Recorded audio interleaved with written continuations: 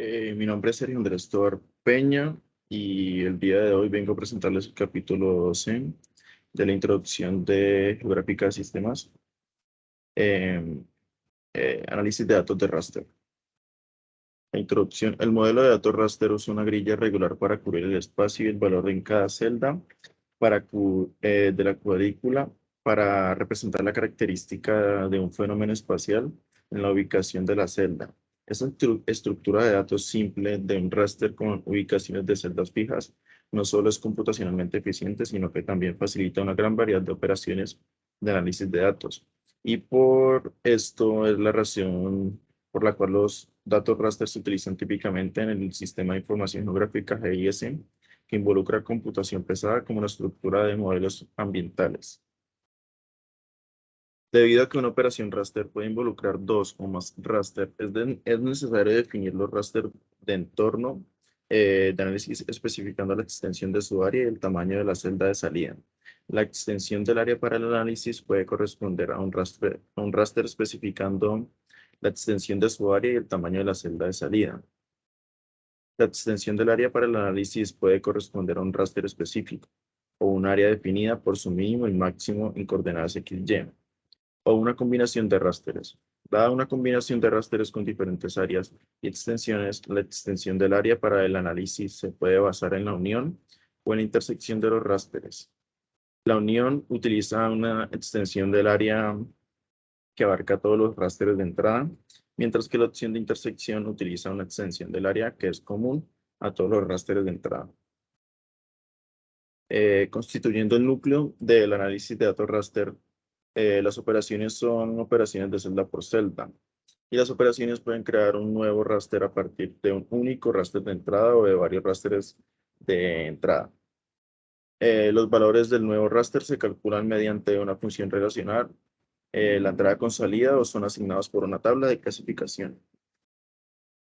Una operación de vecindad, también llamada operación focal, involucra la celda focal y un conjunto de sus alrededores. Las celdas circundantes se eligen por su distancia y relación direccional con una celda focal.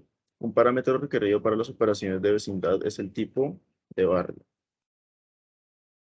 Una operación zonal trabaja con grupos de células del mismo valor o características similares, y estos son grupos llamados zonas. Las zonas pueden ser contiguas o no contiguas. Una zona contigua incluye celdas que están conectadas espacialmente, mientras que en uno contiguo son regiones separadas de células. Y un raster de cuenca hidrográfica es un gran ejemplo de una zona contigua en que celdas que pertenecen a la misma cuenca y que están conectados espacialmente. Un proyecto GIS, en un proyecto GIS las distancias pueden expresarse como distancias físicas o distancias de costo.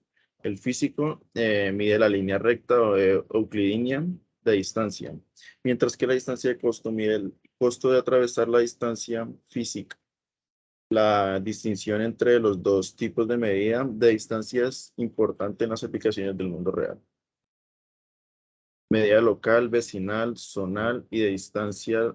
Las operaciones cubren la mayoría de las operaciones de datos raster. Algunas operaciones, sin embargo, no encajan bien en la clasificación. El álgebra de mapas es un lenguaje informal con una síntesis similar al álgebra que se puede utilizar para facilitar la manipulación y el análisis de datos raster. El álgebra de mapas utiliza una expresión para vincular la entrada y salida. Además de la entrada y la salida, la expresión puede estar compuesta por herramientas GIS, operadores matemáticos y constantes. Las herramientas GIS esto pueden incluir no solo las herramientas básicas de operaciones de medición local, focal, zonal y de distancia, sino también herramientas especiales como la pendiente para derivar un raster dependiente a partir de una elevación raster. La estructura de la expresión debe seguir las reglas establecidas por un paquete GIS.